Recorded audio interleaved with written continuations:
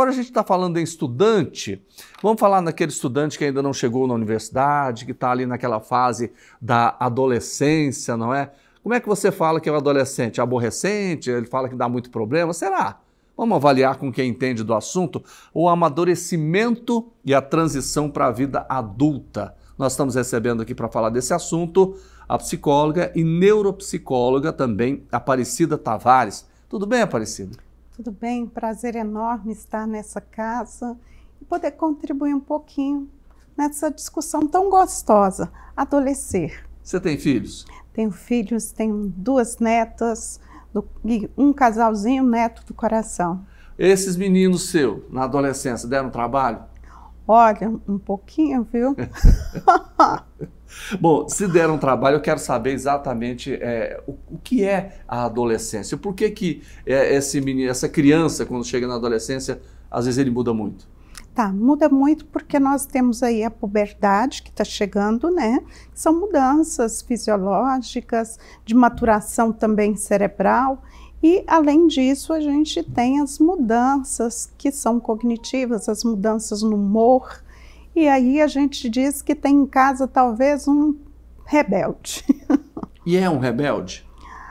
Olha, depende do que a gente entende por rebeldia, né? Se eu entendo por rebeldia aquele que me desobedece, aquele que não quer cumprir regras, pode ser que sim. E se ele chegar e não vou cumprir regras, às vezes desobedece, aí o pai começa a desesperar. O que o pai e a mãe têm que fazer? Tá. Acho que é importante a gente entender como é que como que essa família funciona. Existe um diálogo ali, quais são os sistemas de punição que a gente utiliza, né? Eu tenho regras bem estabelecidas ou a coisa é muito solta? Quer dizer, os papéis estão bem definidos? Quem que é esse pai? Quem que é essa mãe? Ou o contrário, né? Porque hoje a gente tem diferentes formas de formação familiar. E aí, quem que é este responsável e como ele ou ela exerce o seu papel? E a gente vai entender que isso vai influenciar muito na forma de ser e estar no mundo desse adolescente, dessa adolescente. É claro que a busca pela autonomia faz com que esse adolescente, ele busque lá fora a sua forma de ser, o seu pertencimento, né? E aí a busca pela autonomia é a descoberta de que ele também pode dizer não.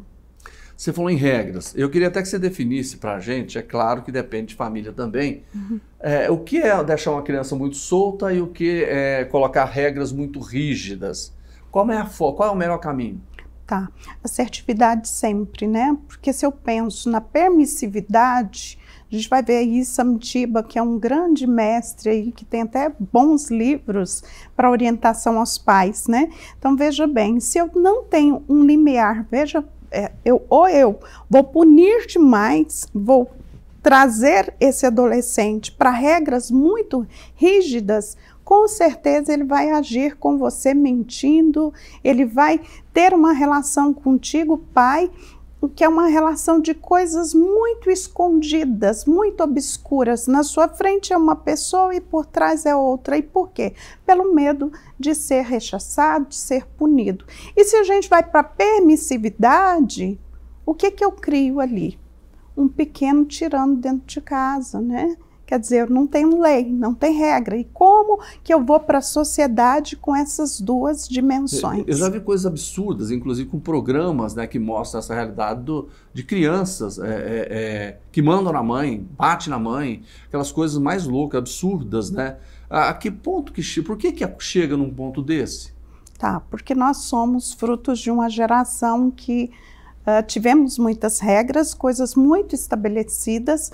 Na nossa época não existia, por exemplo, o Conselho Tutelar com as leis tão bem colocadas, né? Nós temos aí o Estatuto da Criança e do Adolescente, quer dizer, se eu for olhar para trás na minha história de vida, muitas vezes talvez meus pais poderiam ser chamados ao Conselho Tutelar pela maneira de cuidar. E aí a nossa geração vem olhando para os filhos e dizendo, os meus filhos não serão criados dessa forma. E aí são os riscos, né, que a gente corre de caminhar para um limiar muito permissivo e que não funciona. Vamos falar do celular? Vamos. Eu acho que esse é um dos grandes desafios, né? Porque hoje, meninos, crianças, né? Às vezes 4, 5 anos, às vezes até menos, né? Já estão utilizando o celular. Menino com 5 anos domina o celular muito melhor do que eu, né? E os pais deixam. E assim, às vezes, você pega uma criança, 6, 7 anos de idade, que ele fica mais de 10 horas com o celular na mão. Sim. E deixam por quê?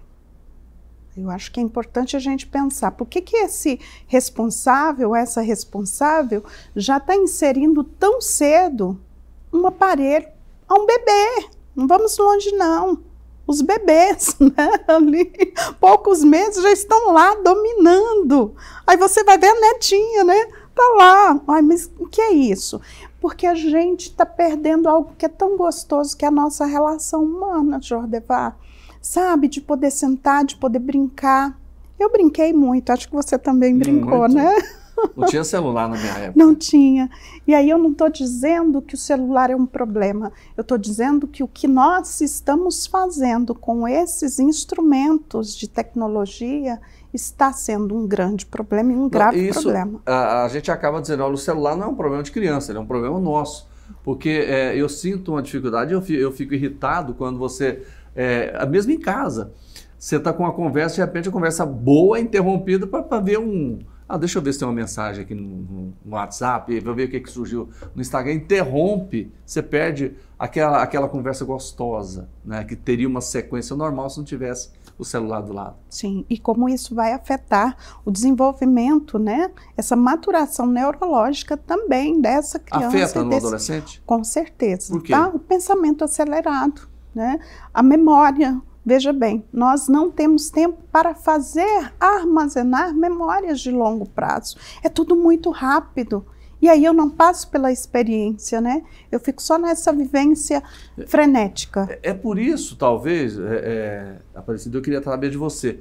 Às vezes a gente conversa com uma pessoa de 18 anos, aí a gente cita uma coisa que aconteceu com 7 anos, por exemplo, ela não lembra. Eu lembro de coisas de 3 anos. Sim, porque não fez o quê? Memória, gente. Nós precisamos fazer memória. E fazer memória a gente faz quando a gente está experienciando, estamos vivenciando isso. E é interessante que esse fenômeno ele está perdurando para além dos 24 anos, que é aquilo estabelecido pela OMS, né? Quer dizer, adolescência até por volta dos 24. E a gente está tendo uma extensão dessa adolescência. Quer dizer, nós temos pessoas dentro de casa aos 30 anos. E o futuro disso, qual é o resultado? Acredito que é o caos. Que caos é esse? Tá, vamos começar, por exemplo, por aquele jovem, aquela jovem aos seus 25, 30, que ainda não se definiu como profissional, não se definiu como um agente também de mudança, de formação, né, para uma sociedade melhor. É como se as pessoas estivessem automatizadas. É aquele que nem trabalha nem estuda. Nem trabalha e nem estuda. Né? Fica ali, vamos dizer o que os pais de hoje dizem, né? Enfurnados nos quartos, né? E dali só saem se brincar, mandam mensagem, o almoço está pronto, entende? Não colaboram com a família. Entende? Então assim, o que está acontecendo, que eu acho que é uma discussão muito mais filosófica também, sociológica, de tudo isso, né? Estamos adoecidos, é uma patologia social. Lamentável. Conversamos com a psicóloga e neuropsicóloga Aparecida Tavares, mais uma vez aqui no nosso programa. A gente agradece muito pela aula, né, que ela nos deu aqui e também pelos alertas feitos que a gente precisa. Nós todos precisamos realmente estar atentos a tudo isso que acontece, não só em relação ao adolescente, mas também a nós adultos. Muito obrigado. Obrigada. Aperte o botãozinho do coração. E venha viver a vida real. Aproveitar, hoje é sexta-feira, vamos passar o final de semana com a família? Isso, tá grande bom. abraço. Tá certo, gente. Olha, obrigado pela sua companhia.